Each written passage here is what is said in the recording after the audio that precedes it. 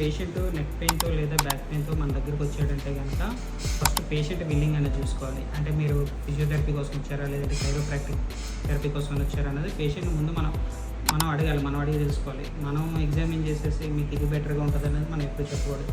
ఎందుకంటే పేషెంట్ కొంతమంది విల్లింగ్గా ఉంటారు, కొంతమంది విల్లింగ్గా ఉంటారు.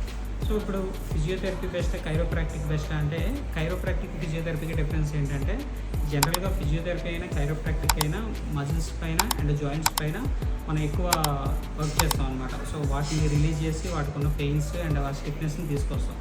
సో కైరోప్రాక్టిక్లో చేసేది ఏంటంటే మెయిన్గా ఎక్కడైతే టైట్నెస్ ఉందో ఏదర్ స్పైన్ కానీ లేదంటే జాయింట్స్ కానీ, సో ఆ టైట్నెస్ వల్ల పేషెంట్ అన్నవాడు చాలా ప్రొలాంగ్డ్గా ఎన్ని ఇయర్స్ నుంచి కానీ మంత్స్ నుంచి కానీ పెయిన్స్ సఫర్ అవుతూ ఉంటాడు.